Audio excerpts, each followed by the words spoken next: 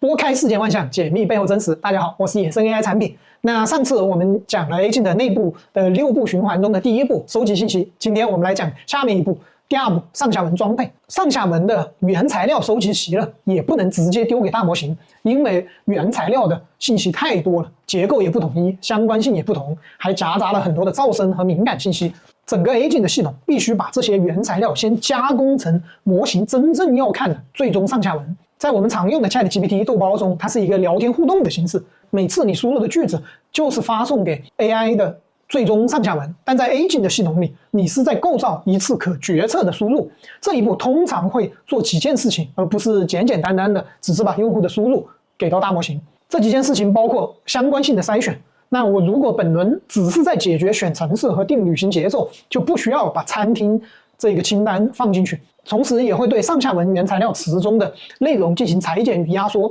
比如一个很长的旅游景点的攻略，那我们会把要点抽取出来，同时 Agent 跟用户的这个对话会把历史对话提炼成偏好摘要，同时呢也会把原材料词中的有些内容进行结构化的重组，比如说路线约束、预算约束和必去的景点会变成一个个的字段给到这个大模型。第4呢也会做模板的拼装，比如说当前这个 Agent 它要执行的给到大模型的时候，大模型要扮演的角色，它到底是做一个旅行的规划师，还是做一个预算的控制者，还是来审核整个旅行的攻略到底合不合理，同时还有对输出格式上的要求、成功标准的要求，最后还会做风险与权限的过滤、脱敏、隔离和策略。最终给到大模型的不是用户的问题，而是一份由 Agent 的系统构造出来的临时的这一轮的本轮事件描述。它就像给大模型的一张地图，告诉大模型你现在在哪，要做事情的目标是什么，有什么限制，有哪些工具是你可以用的，你可以做哪些事。这个最终的上下文才是本轮真正给到模型的输入。上下文装配做完了之后，就是下一步模型决策。我们把最终准备好的上下文开始调用大模型，把这个上下文输入给大模型，让大模型输出。这里大模型的职责是在给定的上下文里生成下一步最合理的决策文本。它仍然是在做文字接龙，预测下一个文字、下一个 token， 只是接龙的内容变成了下一步应该要查什么，查航班、查酒店，还是查通勤时间，是先定城市组合，还是给出需要补充哪些信息，预算的上限、同行的人数、偏好节奏，或者是接龙出是否需要人工确认，或者是接龙出在什么条件下可以结束掉，然后给出最终答案。那大模型输出的依然是 token， 是文字，所以它是不能自己去查航班，也没有办法自己去订酒店的。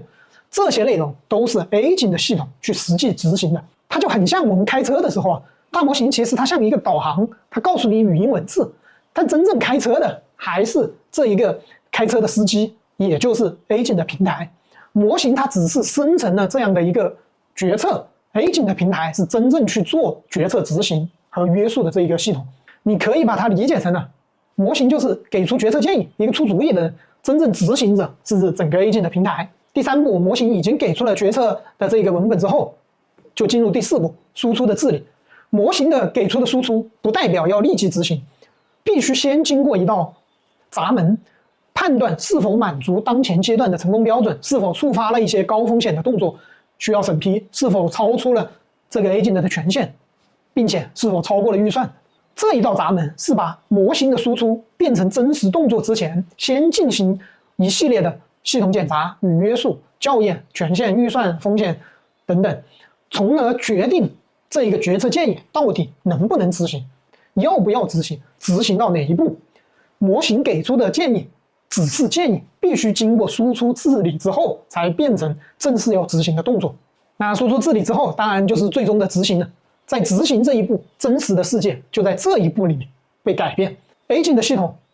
执行最终通过治理检查后的动作，比如说我调用地图工具去计算通勤时间，我调用航班和酒店查询去获取航班和酒店真实的数据，我更新当前的任务状态和阶段，现在已经从选程式进入到了排日程的阶段，或者我触发要去调用其他的 Agent 来进行协作。我现在是规划的这个阶段，已经进入到下一步了，需要到具体执行规划的这个 Agent 来进行执行，或者是请求人工来做确认，同时呢也记录证据和审计的日志，方便事后来进行排查。所有的这一些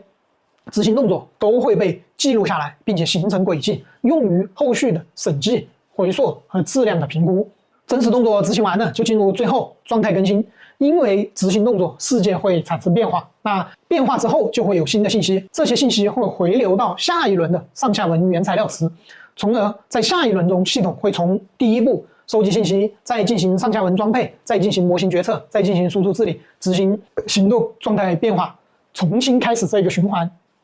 这一个循环会一直运行下去，直到满足终止条件。通常终止条件呢会有3类，成功的终止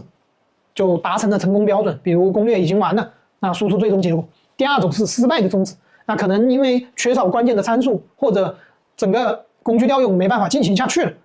没有办法把这一个最终的任务推进下去，那这个时候这个任务也结束，反馈最终失败的结果。第3个呢，可能是治理上的终止，任务还能进行，但是已经达到了成本上限，你这一轮跑下来已经花了5万美元了，走不下去了，或者它这个执行时间已经超过了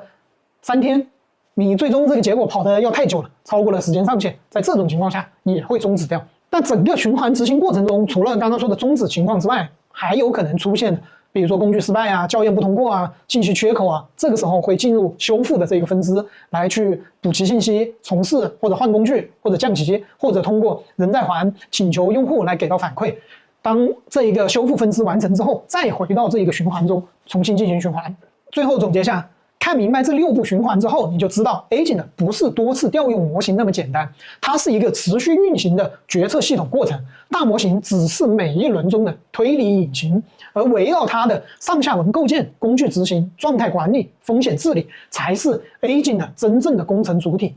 Agent 它真实的本质其实是围绕大模型构建的一个持续运行的观察、决策、行动的决策执行循环，从而让 AI 能在真实世界中自动化的做出决策，并推进任务的执行。那今天的内容就到这里，我是野生 AI 产品，一个工作在 AI 最前沿、爱琢磨、爱思考的产品经理。